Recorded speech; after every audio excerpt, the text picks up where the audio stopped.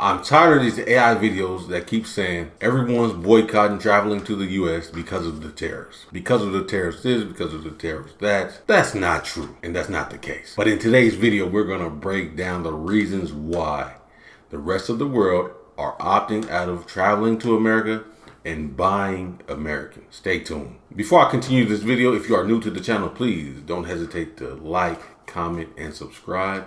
Especially comment. I love when you guys comment to let me know where you're chiming in from. I will drop a hello to whoever lets me know where they're chiming in from. Also, so we can have a conversation about what's going on. First thing first, it's not because of the tariffs. I recently just did a video, this one here, and they were saying mainly it's because of the tariffs. That's a minuscule part of the equation. Of course, don't get me wrong, the tariffs are ridiculous, but it's not only the tariffs. And when you see videos like this, it is not a pandemic. It is not fear of war. This time, the enemy is paper thin, but politically loaded tariffs. And together with diplomatic retaliation, price inflation, and economic uncertainty, they are draining the United States tourism sector of its lifeblood. You can tell that they're getting their information from a source that's not a factual source, and they're just putting videos together, sending them out into the world, and misinforming the people. And now, when I first started doing these videos, me too, I thought it was because of the tariffs. But as I said before, it's important to have conversations in the comment section. So I spoke to you guys in the comment section, and I mainly listened to you guys, and you let me know it's not because of the tariffs.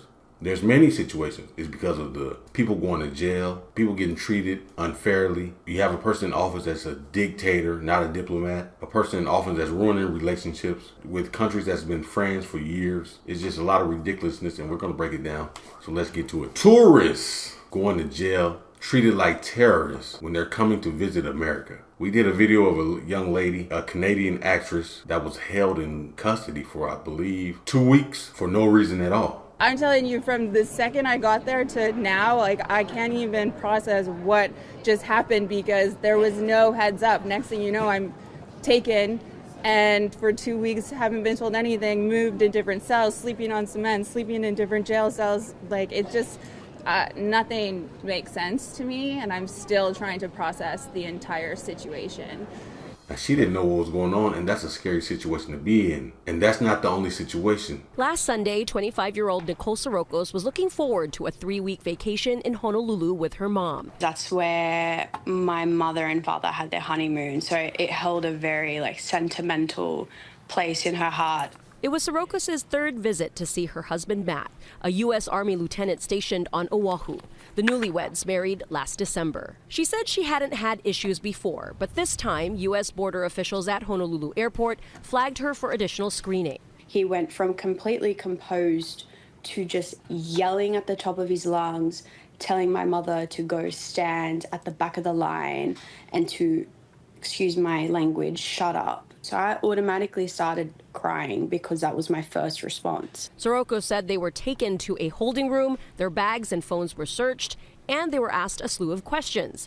Everything from her work as a former police officer to whether her tattoos were gang-related to her marriage to an American. When I did say that I was married to somebody in the U.S. Army, the officers laughed at me. They thought it was quite comical. I don't know whether they thought I was telling the truth or not. They kept telling me that I had too many clothes in my suitcase. So because of that, they assumed that I was going to overstay my visa. Sirocos was subject to more screening. Her fingerprints and a DNA swab of her mouth were taken, while her mother was free to go. Her heart sunk when officials told her she would be declined entry to the U.S. and deported back to Australia the next day. And he said, so basically what is going to happen is we're going to send you to a prison overnight where you will stay. Use the word prison? Prison. Yes. Not detention center, but a Not prison. detention center, he said prison. And I automatically I started crying again. Because when you think prison, you think big-time criminals. Like, I don't know who I'm being housed with.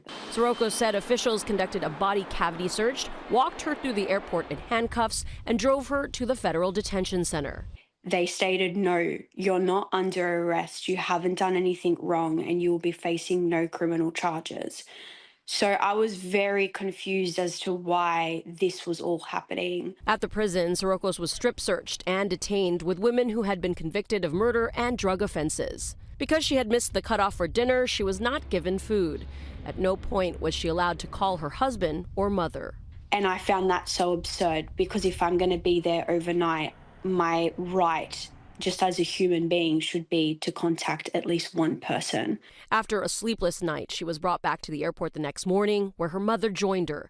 Only then was she offered a phone call with her husband. I think we were both just very emotional. We hadn't spoken to each other in 24 hours. He didn't know where I was or whether I was safe.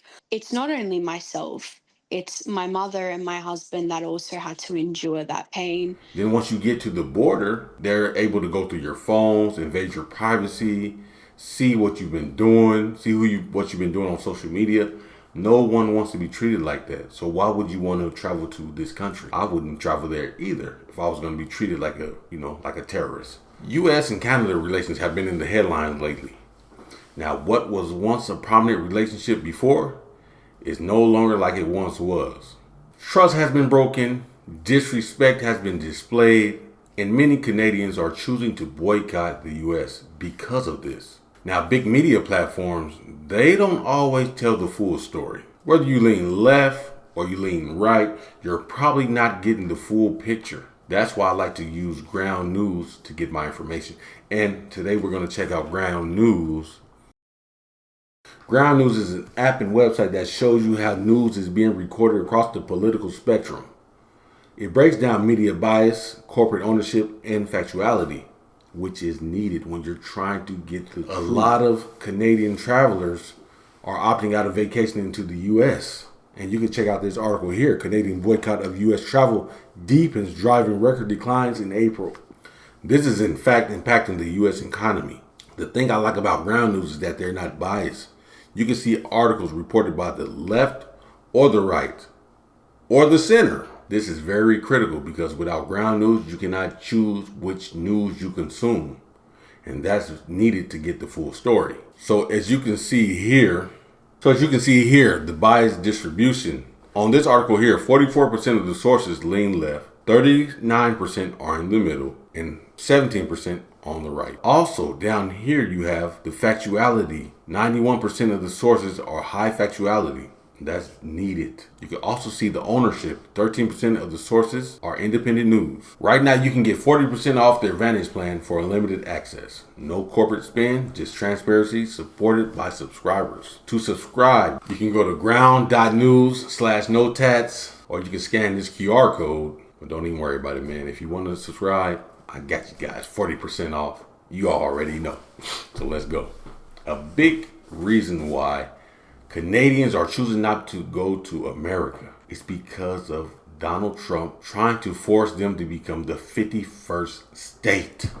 Ridiculous. They do not want to become the 51st state. They make it clear that they love their independence, that their own country, they have their own history, and they love it like that. So him trying to force them to become the 51st state is not okay. When you get rid of that artificially drawn line, somebody drew that line many years ago with like a ruler, just a straight line right across the top of the country. When you look at that beautiful formation when it's together, I'm a very artistic person, but when I looked at that beauty, I said that's the way it was meant to be. But you know, I do feel it's much better for Canada, but we're not going to be discussing that unless somebody wants to discuss it. Well, if I may. As you know from real estate, there are some places that are never for sale. That's true. We're sitting in one right now, Buckingham Palace, that you visited as well. That's true. And having met with the owners of Canada over the course of the campaign last several months, it's not for sale, won't be for sale ever. Time will tell. It's only time. But I say never. And in the interview he had said, they asked him, well, are you going to try to force them with the military? He said, no, economically. Are you also considering military force to annex and acquire Canada? No, economic force. Because Canada and the United States, that would really be something. You get rid of that artificially drawn line, and you take a look at what that looks like. So you can see with these tariffs, he's trying to put the pressure. These other videos, They talk about this stuff, but they're not getting the facts. You have to listen to the people. If you listen to the people, you'll know what's going on. And a lot of you guys are my, newfound Canadian friends, and I love talking to you guys, learning about the country, learning one another. Is very important in building relationships. And I don't think Donald Trump knows anything about that. So the main problem behind the boycott of America from the rest of the world and our Canadian family is because of Donald Trump. This guy is acting as a dictator, not a diplomat. He doesn't have any political history. He's ruining relationships. He's ass kissing our enemies, which is Russia. He's the main reason, the orange guy that we call the president. I don't call him my president, but it is what it is. That's the video. And let me know in the comment section what you thought of this video. And I'll see you in the next one.